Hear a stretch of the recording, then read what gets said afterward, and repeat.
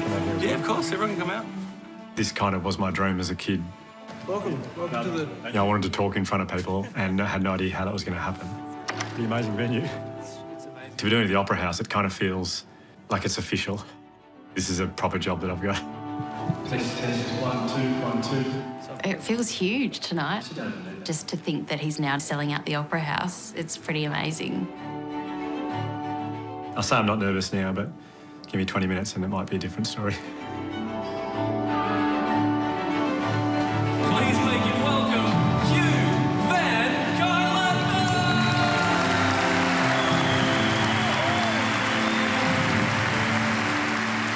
Cuylenburg! So special to be here. And I don't say that everywhere I go, I promise. I was in Canberra a couple of weeks ago and I didn't. One of the things that I think audiences love about Hugh and that I love about Hugh, like it's just his real honesty and his ability to very, very quickly tap into how he's feeling. This is a story about when I met my hero, Hamish Blake. I was sitting in a cafe and Hamish turned around and he said, "G'day mate, how you going?" And it happened. I just went, that was it. Hugh's a very funny dude. And the next moment, I just high-fived him in the fist. And I got so awkward, I just grabbed his fist and I just started shaking it. What he does is very close to comedy because, you know, the best comedy is honest. I just want to say right now, for anyone right now who's sitting in this incredible auditorium who is going through a rough patch right now, I don't know how you'd categorise me or what I do. Self-help always makes me cringe. The word well-being, I feel a bit uncomfortable with. I don't know why. I'm not a psychologist. I guess I'm a teacher and I'm a storyteller. That's my little sister, Georgia. It's an extraordinary story of hope and resilience. I started the Resilience Project because I didn't want other families to go through what we went through as a family growing up with my sister's challenges with mental health. Fast forward a few years, Georgia's in hospital and I kind of had worked out by then this was really serious. I believe in what he's doing and I believe that it is so important that this story gets told. But it was just so strange that he was talking to thousands of people about it all the time and we'd never talked. Fast forward another few years, she's still struggling another few years. It was much easier to get up in front of 3,000 people and tell our story than it was to sit down face to face with her and have that conversation. It was just too hard. Thank you so much for coming. It's just been a very, very special night. So thank you. Enjoy the rest of your night.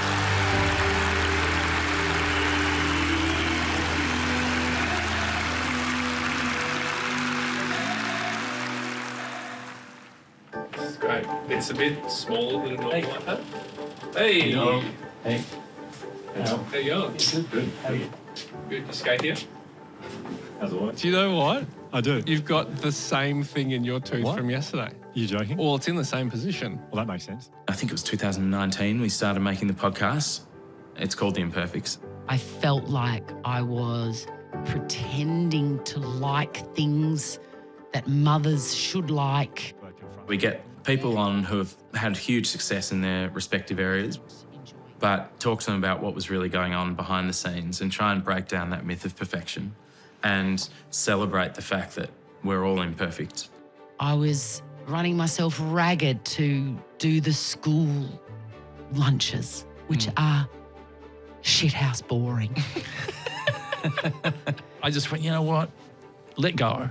And I'm proud of the fact that I did. The Imperfects is about exactly that, about coming from a standpoint of going, the whole point is we're not experts and we're not perfect.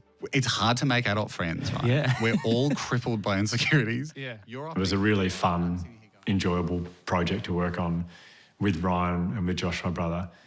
And then when COVID hit, it became something so much more profound for me. The tricky thing that he had to navigate during COVID was everyone was turning to him for help, thinking that he'll be fine. And then we did an episode where I just came out and said, I'm finding things very difficult at the moment. I love my job. I'm so lucky to do what I do. But at the moment, I'm finding it overwhelming. I've never felt so emotionally drained and physically tired in my entire life. Well, I think I felt great pressure to, as the resilience person, to always be okay. This was the first time that I just actually sort of let down the, I don't know, curtain just to say, no, I'm not, I don't have everything sorted. The idea of embracing imperfection, it was life-changing for me. Good shot, Hugh. I'm the eldest.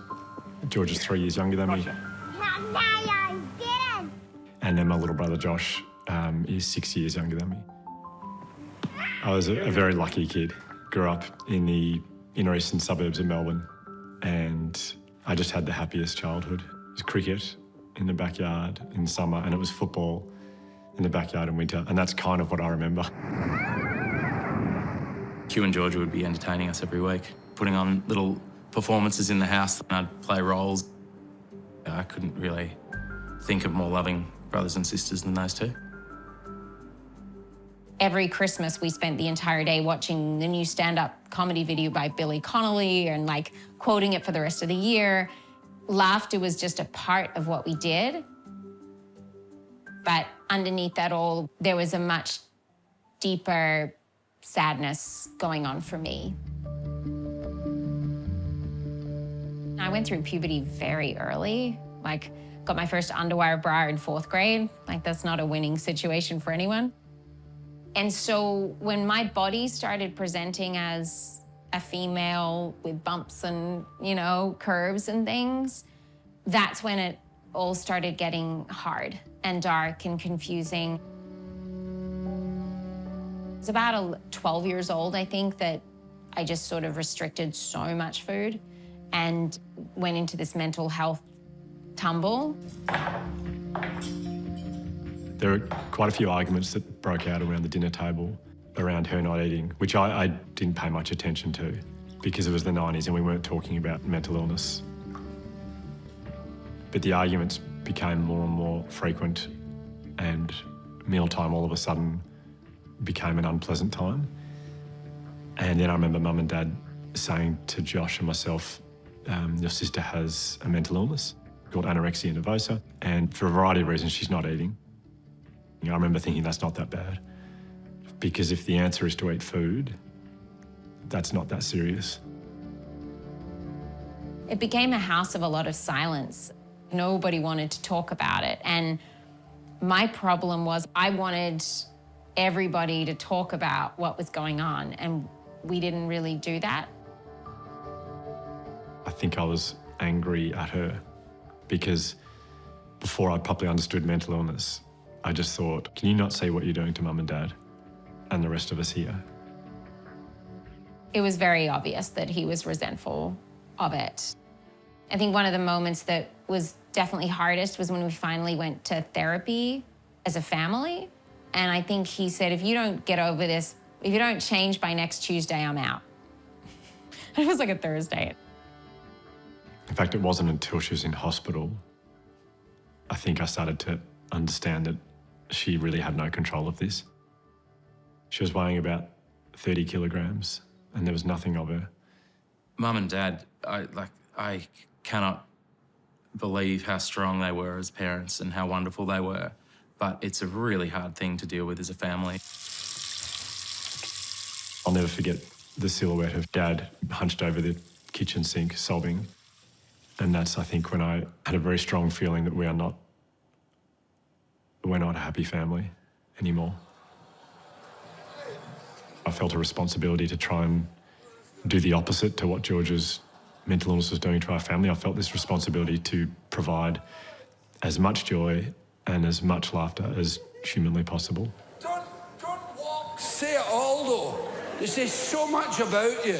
He spent a lot of time listening to Billy Connolly's tapes, watching them for the sake of the timing and the storytelling ability. I've often felt that their parents shove them out the door. And I copied that unashamedly, just I'm going to tell stories about my day. And that's what I did around the house as much as possible.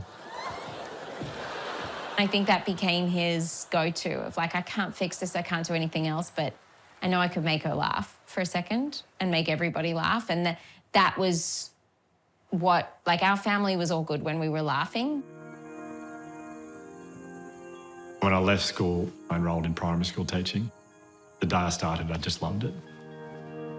I wanted to help young people not have a mental illness, which just sounds ridiculous even as I say it now. I applied for a job at a very small independent girls' school, very close to where I grew up. I was ecstatic because I just thought, well, here we go. I've got my own class of young girls. I will make sure they do not get an eating disorder. I had grade 5s, so they're 10, 11 years old. And my first day in the classroom, I remember standing up in front of them and thinking, I'm going to make this so fun. They're going to love this. And I said, any questions? One girl put her hand up and said, why do you have such big eyes? And I remember the other girls going, it's a good question. You could sense that he really enjoyed the job. He loved working with the kids and helping them. I don't know how much they learned, but they had a lot of fun. Okay, you sit here, and I've got 4 photos to show you that I can't wait to tell you. It was a wonderful 3 years at the school, but soon after that, headed off to India. Okay, so do you want to see where I lived? Yeah. That was my house.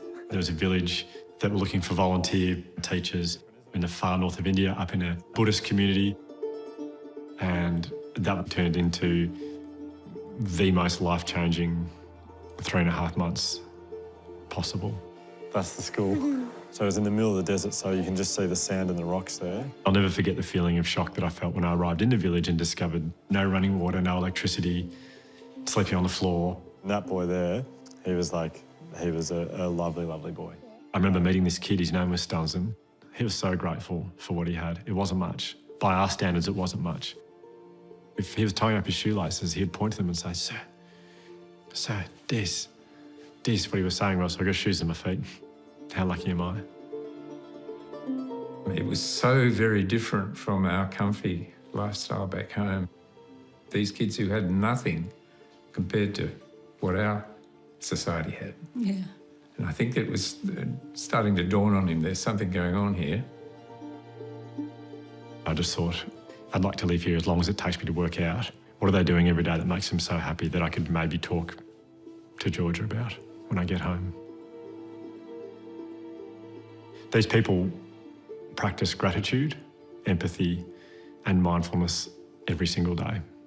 They literally stop their days to practice it. So yeah, here's the daily meditation that the kids did every single day. He came back to Melbourne and realised that the kids he was working with around the place were a whole lot more anxious, less sure of things than the kids he'd just been with up in India. When I was teaching a group of teenagers, I remember very quickly thinking this is my first opportunity to actually put this stuff into place with a group of kids who I think really need it. We had this rolling act of kindness that someone would do something for someone else and then it was their turn to do something for someone else, and we'd just work our way around the class. I'd often finish the day by just saying, what's the best thing that happened to you today? I think that's when I really started to think about the possibility of maybe presenting these 3 things to a much bigger audience rather than just the class I was working with. But I also wanted to know, as a teacher, the science behind it, the evidence behind it. And so I went back to university and I enrolled in my Masters of Education and my focus was student wellbeing. He's not working in mental health as much as he's working in emotional health. These principles of gratitude and empathy and mindfulness are 2,500 years old. It can be really, really powerful to alter our perspective, appreciating what we've got rather than focusing on what we haven't got. We certainly are not presenting this as the answer to the mental health crisis that this country is currently going through. We like to see that we play a small part in helping people prevent these things happening in the first place.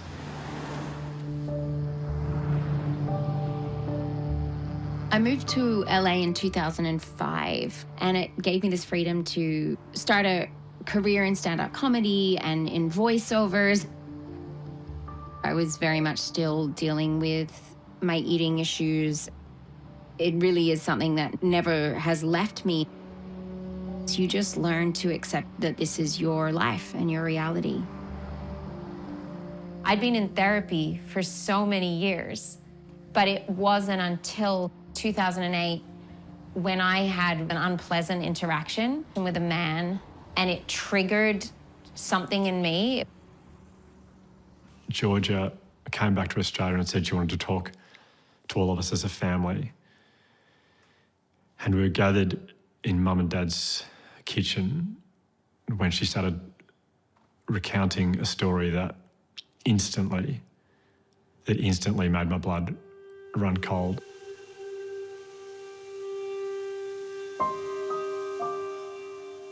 I told the boys, with the support of Mum and Dad, I'd had this memory come back of being abused, sexually abused by a stranger in the front garden of our grandparents' house when I was 2.5. This man taking me and doing things to my body that no person should ever have to go through. And she looked at me and she said, Hugh, we were in the front garden of Grandma and Grandpa's house in Sydney. And I knew instantly what she was talking about. A man wandered into the front yard, I think would have been in his 50s, I think. I don't remember what he said to me, but he said something to me. And he then walked over to Georgia and he picked her up and he took her around the side of the house. I was 6, I had no idea what was going on, but I didn't think anything of it until Georgia recounted that story and realised that it was not innocuous. It was horrific. And for some reason, I didn't say to Georgia in that moment, I remember that. I just froze, I couldn't talk. And the first thing I thought was I didn't protect her. I didn't stop this happening. It was definitely a very clear moment to me of how our dynamic is, because Josh hugged me and Hugh went very silent. I thought about it every day. I still think about it every day. But I also didn't want to bring it up again with her because I thought, well, if she thinks that I didn't know about it, then it probably excuses me not protecting her. I've always felt like I was the broken person in our family. This, in a way, just made me feel like, God, here I go again. Like, I'm more broken, look at me. I think it was around that time, a friend of mine said to me, do you want to come to my class and talk about your trip to India? The kids were very moved. They laughed a lot at the stories. And I just remember the look on their faces. I just felt so energised by that and thought, well, here we go. I've actually found a way to combine what I'm really passionate about, which is public speaking, education and mental health. I naively and stupidly quit my teaching job and thought, this is what I'm going to do. And then I was met with a year's worth of no's. As I reached out to other schools and said, I'd love to come and tell my stories, and they said, who on earth are you? I remember thinking that it seemed to be hard work. There wasn't much money coming in the door. He was getting close to 30 and basically broke. After about 2.5 years, I think I was about ready to give up. And then I got asked to go and speak at a principal conference, 55 principals in a room. And I think the day after we'd booked in 48 out of the 55 schools that were present. So from that point on, I knew it was going to work. Do you know the most grateful person I've ever met in my entire life? Stuns and Sherrup. Every time he saw something he was grateful for, he pointed to it and he showed me. And he said, hey, sir, have a look. I was doing 4, sometimes 5 one-hour presentations a day in different schools all over the country.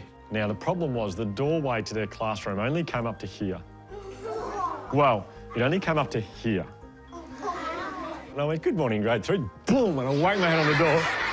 My books went flying everywhere, everywhere.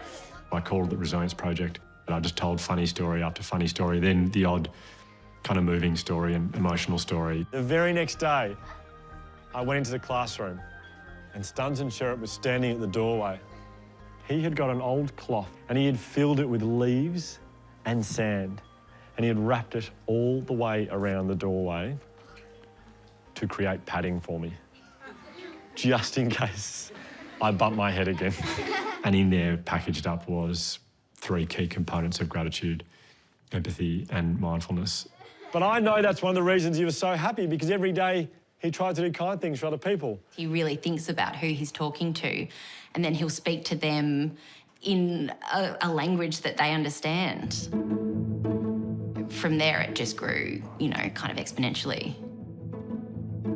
We're now working with about 800 schools and 400 early learning centres, with over 350,000 students and over 15,000 teachers. The next sort of 3 or 4 weeks are pretty big. We are a combination of fee-for-service and also some state and federal funding. From Perth back here for a couple of days and Sydney for the teacher seminar. Yeah. The same way it took off in schools, it took off in elite sports. I love your beautiful smile and laughter. He doesn't pretend to be a guru. He's mainly just telling his own stories and then using those stories to help other people. Here are my 2 stories for you. The first story... At the very heart of those stories was two of the most special people to me, my sister being the first one, and then one of the boys that I met over in India, Stanzen. And my sister had become so unhappy with the way that she looked, she stopped eating. And this mental illness ravaged her. Georgia came and saw me do one of my talks after I'm doing it for 7 or 8 years, and I think she was a little bit uncomfortable with it. She was in hospital for a couple of weeks because she dropped below crisis weight. I was disappointed that he was talking to the rest of the world about how he feels about me rather than talking to me, because there'd been no conversation. There was never a, how do you feel about this? I was this story that hadn't changed ever, but I'd grown and changed and healed. That dynamic with us changed when he sent me the chapter of his first book. That was the turning point for us. I sent it to her to say, I want to check that you're okay with everything I've written here. The end of the chapter ended with, I mourn the loss of potential in my sister because of what that man did to her. And I just was absolutely no. I just cannot be part of a message that says you get traumatized as a child and your life can't be great, because that's not true. I remember her saying, what do you mean? Look, I'm doing so many great things at the moment. I'm doing so well. It made me realise that I think she could be the most resilient person I know. And yet I'd written kind of the opposite, really. We were able to talk it through and have a conversation that was basically all the things we've never said to each other in many ways, like the adult version of it. And I was so moved that he created a whole other chapter in the book at the end to say, this book saved my relationship with my sister, because that is the truth. But all the while we're having these really difficult conversations, I still didn't have it in me to tell her my memories of what happened that day. End of 2019, we'd made a decision within the business that I needed to slow down. I needed to stop giving so many talks because I was burnt out. It was getting close to 5,000 times I've done a talk with these stories in it. And the pandemic came along, and all of a sudden, the need for what I was doing, or my talk, or whatever you want to call it, had never been greater. And I just felt like, I can't stop now. Like, this is not the time to stop. So many people need to hear this stuff. Our kids at that point were 4 and 1, and our 1-year-old was not sleeping. And I just kept going on no sleep. He delivered more presentations than he ever had in that first part of 2020. But at that point, he was out of gas himself.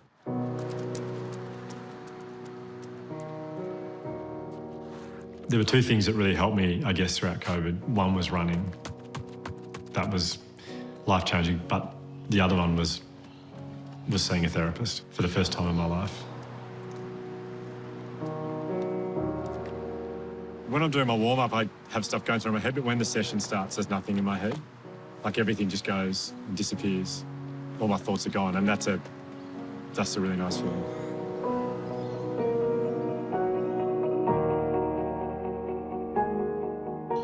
It was my psychologist who made me realise I need to start letting go of so many things.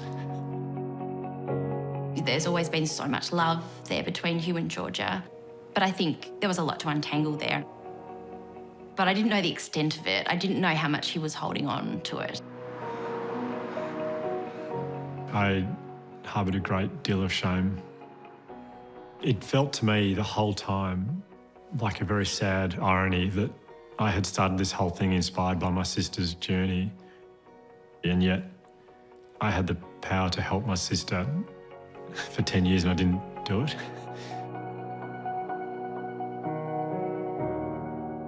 It was almost like the final frontier for me. It was telling Georgia. It was telling her that I was there and I remember it. And you're not crazy. And that did happen too, because I remember it. I think part of me always wondered, did I create this story to justify the problems I put my family through? It wasn't until I heard Hugh's words that I could 100% say, it's okay, this really happened, it's true, and you can fully heal from it now. She's talking about resilience, absolutely, but probably more than anything, forgiveness is probably what she's taught me. Forgiveness is one thing, but getting to have the life you want with your brother, I think that is an easy choice.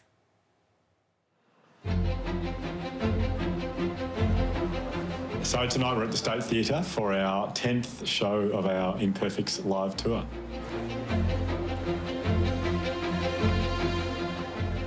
It just blows my mind that out of the thousands of comedians we've worked with, not one of them saw it until tonight. Because it's that good. This is a high school thing. I think what Hugh's superpower is to come at it from the point of going, I am just a curious and honestly flawed person, and I really am interested in this stuff, and I just want to get better. I just want to be better than yesterday. Succumbi.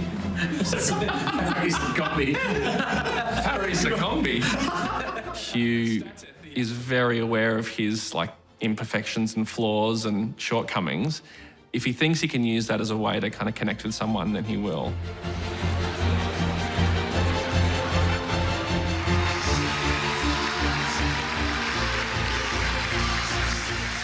He is just being himself, and a lot of people are benefiting from that.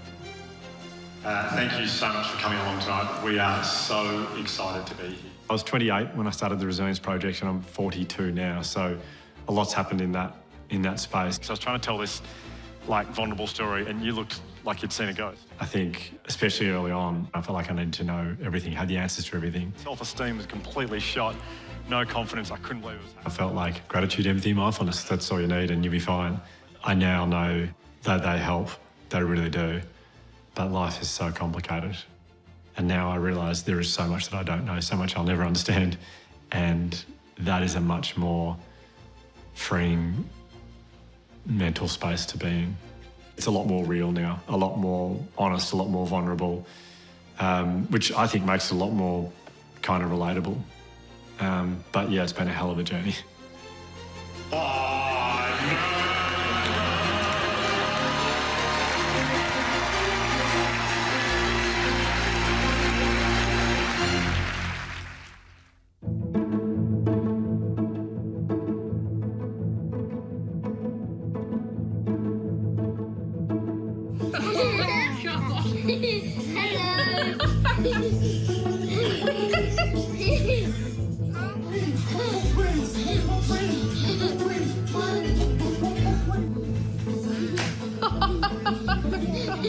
Hello.